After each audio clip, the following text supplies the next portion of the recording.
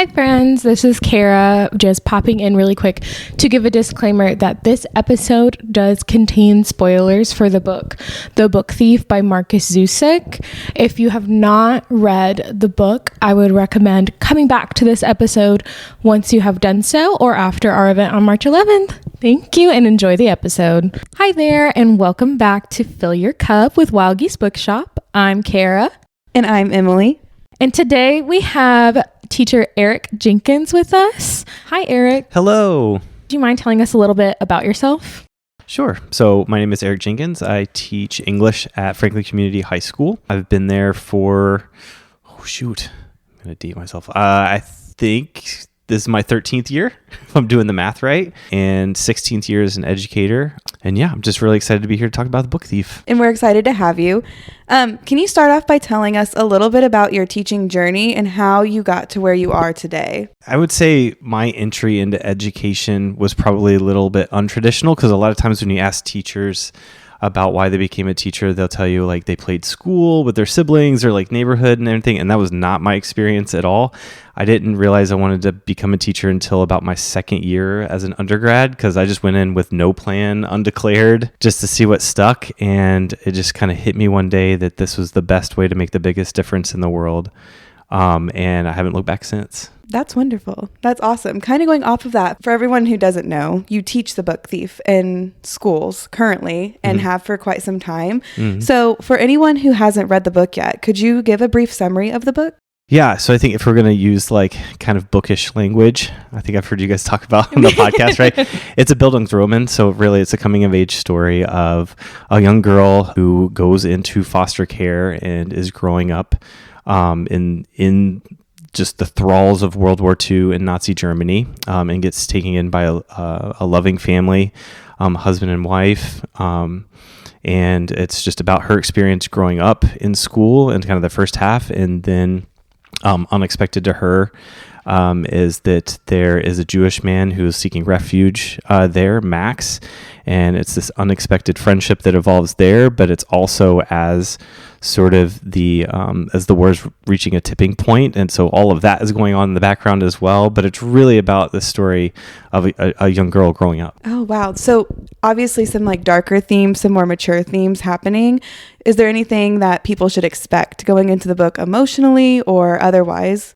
Oh, it's definitely an emotional roller coaster. I think anyone you talk to, well, if they didn't cry at some point, they've at least teared up a little bit. So there is, I would say for every low point, there are at least 2 or 3 high points. So it is very much like a roller coaster. And you get the sense of that in the first 20 pages. You'll know within the first 20 pages if that is the book for you in terms of its like emotional toll for sure. I just read The Book Thief for the first time this past awesome. Weekend in preparation for this podcast and the event. And I can attest that it is a tearjerker throughout. So yes, so the structure of The Book Thief, I would consider to be a little bit experimental.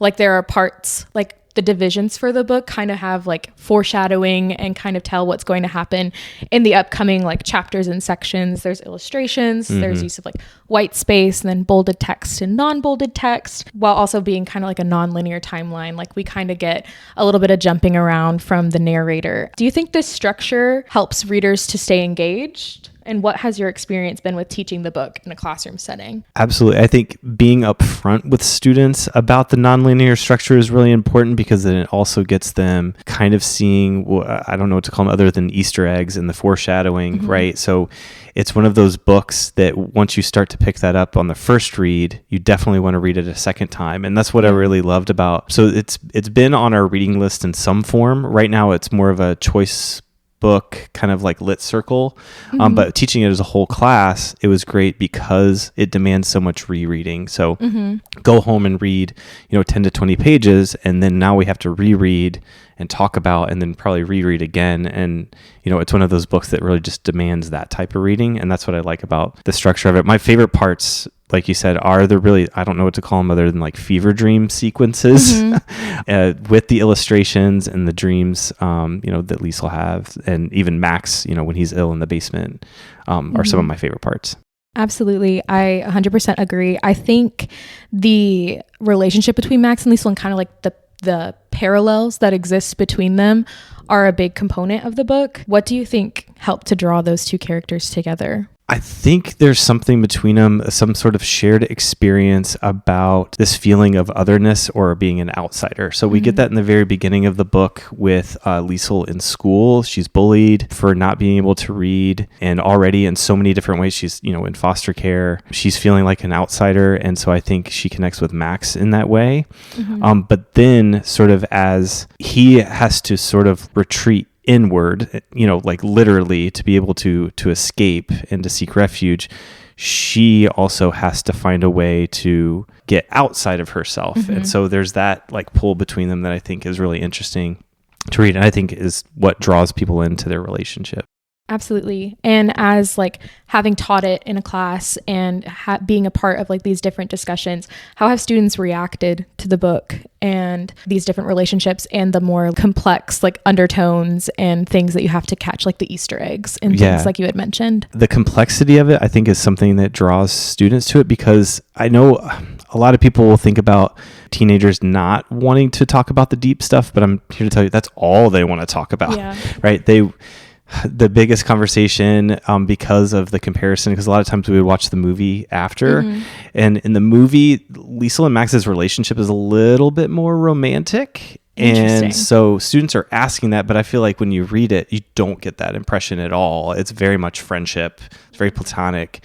So that conversation is really interesting. And then one of my favorite characters is Hans. I just love Hans in every interaction, and all of the difficult decisions he has to not only make as a father, but also has to make just as a citizen, as a human being, is really compelling. So all of those types of conversations, and then just the way that Zusak writes really again demands sort of that like literary interpretation, because he's so poetic in the narrator's descriptions of the world that there's just so much subtext to read in between the lines. So I think it's fun. Do students ever get frustrated with the structure, it being nonlinear and being kind of like having the divisions and having the art being inserted? Like, is that ever frustrating for them? And do you think that it's good that they get frustrated because it's like a learning opportunity? Like, what are your thoughts on that?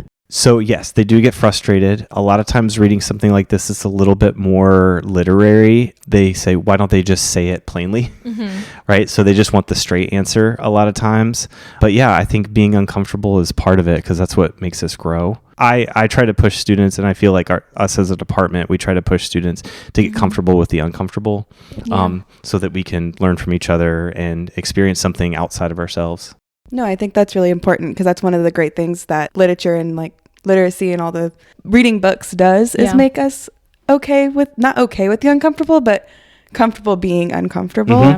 And what a book to do that with. I agree. I used to work at a high school, and the whole notion that teenagers are like more surface level and they don't want to talk about the deep things, that's all they want to talk about is the deep things. They get mad if you don't do that. Yes. And like, can't we talk more about it? High schoolers, I feel like, because they want they feel very adult. They are becoming young adults. And I think literature is a really good way to get them engaged in those conversations in a safe space. A lot of times you get buy-in with it, because I think other than the relationships and the character dynamics, what is appealing to the book is that it's historical fiction. So if you have a student who just loves learning about World War II, great book for them. If you have somebody that loves the coming of age, great book for them. If somebody that loves a little bit of a dose of supernatural, great book for them. So that's why I liked it. And a lot of times when we would teach this whole class and you are giving and handing out the books for the first time for the students, a lot of them are like, I don't like reading, much less I'm not going to read a 500-page book. Yeah. But then once they finish it, there's that sense of accomplishment that is so wonderful. And a lot of times it turns out it's, students' favorite book that they've read in the past 3 years. Absolutely. Speaking of the supernatural element, I've been wondering this ever since we had the event go live and knew that you were going to be the conversation partner for Zusak. In your opinion, do you view Death as a narrator or as an additional character altogether? I feel like he's another character altogether, because his perspective is just as unique as Hans and Liesel. And we didn't even talk about the mayor and Ilsa. Their point of views, I feel like Ilsa is another character that is secondary but so important. Absolutely. And I love talking about the scenes with her and Liesel, and even just the descriptions of her remind me so much of the narrator and his observations. They're sort of like observers in their own way, and like almost like strangers in a strange land, because she definitely does not want any part of, like, literally she's detached, right? So I think that's really interesting to talk about. But I would say his such a strong voice throughout the book, and I don't know, it's interesting because he can't seem to impact anything. I think he says that right off the bat, right? Is that he can't affect the events, right? He can only witness them, but there's so much where you feel like he wants to. So yeah, I would say full on character. I would agree with that. But yeah. I think despite, like you said, he doesn't have like a direct impact, I think his observations like are kind of an impact in their own outside of the story for the reader. And it kind of, I think a lot of the emotional pull throughout the book is highly impacted by his perspective. And it adds that certain amount of tension there too, because a lot of, and what we usually talk about when we first start the book is kind of confront people's notions about, we'll go ahead and say it, about death, right? Because a lot of times when we think of death personified, it's the Grim Reaper, right? Like the sort of like touch and you're gone kind of thing. We're like, no, he can't do that at all. So that's always really fun to talk about with students. So in The Book Thief, kind of bouncing off of death, he often uses colors as like a coping mechanism for processing the emotional burden of his job, I would say. How do you think this helps to like propel the story forward and help readers understand death as a character, a fully formed character? Yeah. So that's one of my favorite lessons to do with the book is to talk about the phenomenon of synesthesia, and that sort of idea of mixing the senses, because there's a line in particular in the beginning that he talks about let me see if I get it right, the smell of the sound of my footsteps, which is like my favorite line, and still like I'm still thinking about that line to this day, no matter how many times it comes up. But I think with that sort of cross-sensory sensation that goes on, is it helps us understand that, like they said, death has a heart, and he is seeking to understand the actions of the people around him in this time period, just like we're seeking to understand, like how could somebody be so inhumane? How could somebody be so cruel to a young girl? Like those kind of questions, we kind of connect to the narrator in that way, trying to understand what's going on, just like he is.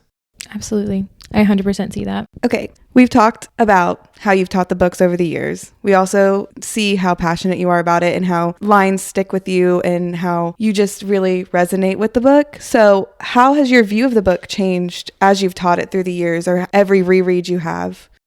And so I'm currently starting to reread it now, like in preparation for the talk as well. I think I find myself, like I was saying before, drawn to different characters this time around more than the beginning, right? So my first read, it's very much Rudy and Liesel.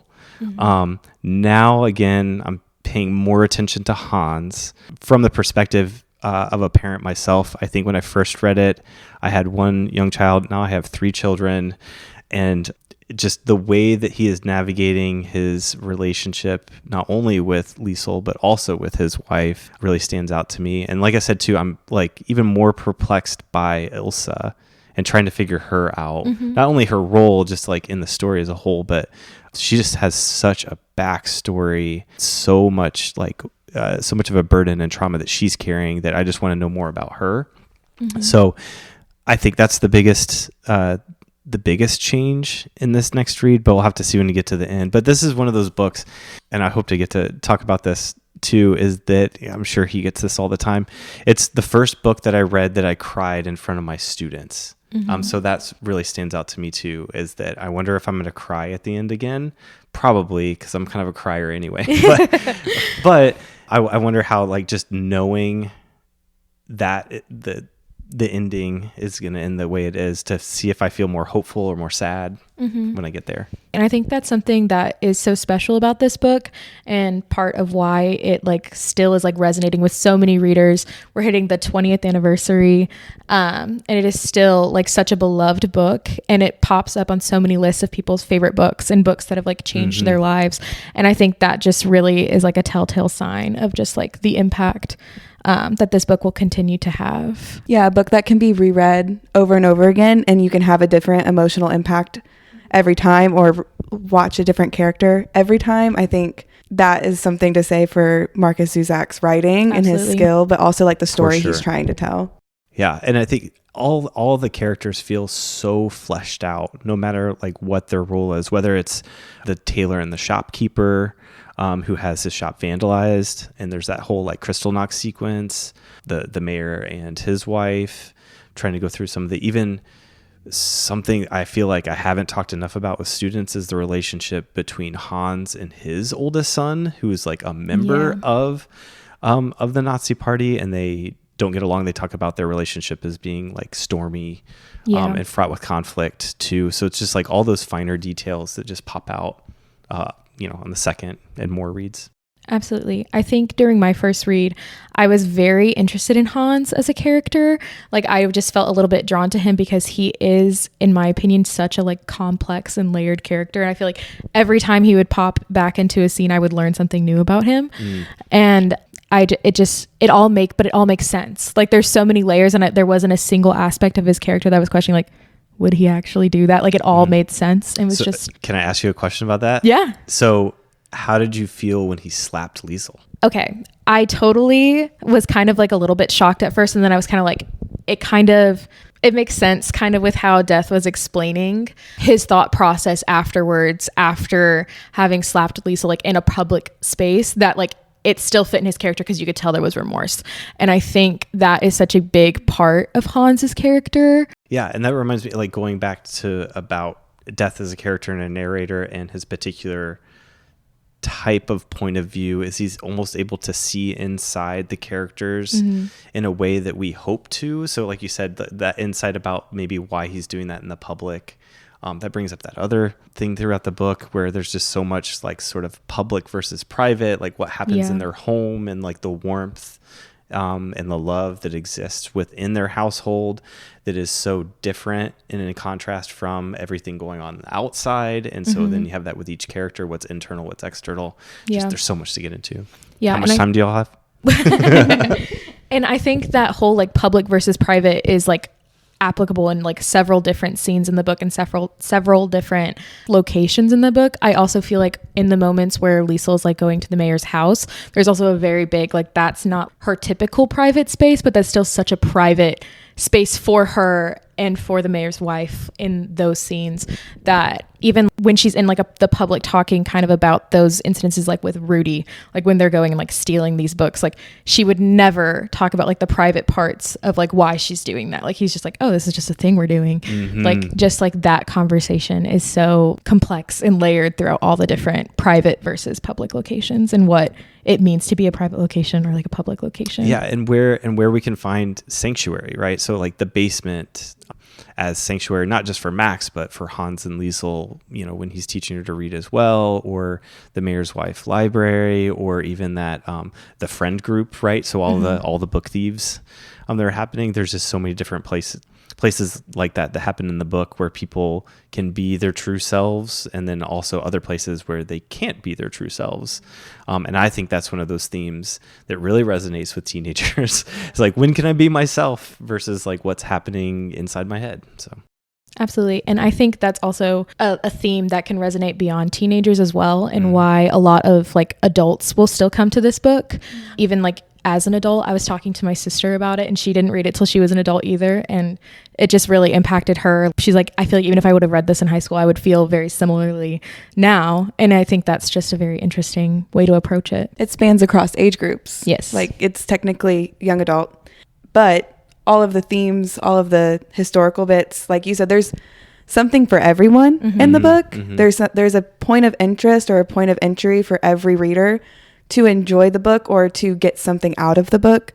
And I think that's something that makes it timeless in a way. Absolutely. That there's something to be said for the young adults who read it in school and the ones who pick it up as adults later on in life. And if they get the same thing out of it, that's pretty incredible. For sure. So So have you watched the movie yet too? I haven't. Be interested to see what your take is on the movie, because the ending, the way they treat the ending is very different. So when you're teaching the book, you say that you often will approach it with the class to compare to the movie, since as with most movie adaptations, there are some differences between the book to the movie. What do some of those conversations look like for you? I think the biggest conversation happens at the end, because they've already read the book and had sort of this like visceral gut reaction at the end of the book with the death of Rudy. To see that portrayed like outside of their mind and on screen, where it's slightly different, because there's a moment in the film, and it's okay if I spoil it for you, where Rudy kind of wakes up a little bit. I feel like in the book, it's sort of just like you get the shock, and then you just have to kind of dwell in that, and it's really even more drawn out in the film, really, where you think there's like even a little bit of chance that Rudy's going to survive.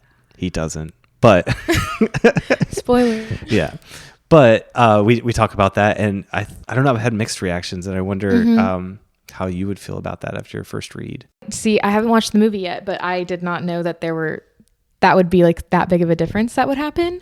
That's very interesting. That's a very interesting choice. I guess I have a follow-up question, because in the book, death kind of alludes to the fact that this is going to be something that happens like about midway through. Is that shown at all in the movie, or is it just like, so is it a complete shock kind of at the end? Because that could change my opinion. Oh man, it has been a minute since I watched the movie. I wonder if there probably just like little seeds of the idea from, because there is a narrator in the movie. Okay. There is like a voiceover. Okay. That is death. Yeah. That is death throughout. That was my next question. And I'm wondering, and it comes up in the beginning and then kind of like sprinkled. It's not just a constant. I wonder, I'd have to like listen to the voiceover again to see if he kind of hints at Rudy, but I don't know. Okay. Yeah. I think, that is very interesting. I wouldn't have expected that. You kind of shocked me with that one. Yeah, I don't know how I would feel about that. I don't know. I think that the way it's done in the book, I feel like the impact from that is enough for me. I don't know if I want the false security that like there's a chance that he could still be alive. I don't know. It's very interesting. I didn't know that. Yeah. And then we always talk about sort of like the character depictions and, does the actor match who you had in your head and all that kind of stuff. And a lot of times I feel like Rudy, spot on. Like Rudy in the movie is Rudy in the book. Yeah. He's this like rambunctious, like blonde haired boy. Hans, I forget the actor's name, but is just all the warmth that you want out of Hans. People, like many times in the movie with the protagonist, are torn whether they like the depiction. So I always had students on both sides of the fence for Liesel, but overall, I would say it's worth also watching the movie. Yeah, I am excited to watch the movie because for Hans, I feel like I'm usually pretty good at like picturing a character in my head, but I feel like every time I thought about him, he looked a little bit different. So I'm very excited to see the depiction of Hans, because for me also during the read, I said before that I was kind of very interested in like Hans and then Liesel like as characters like during my first read, and like some of the moments of them like in the basement, and then like when he would comfort her after her nightmares. Those were some of my favorite moments from the book.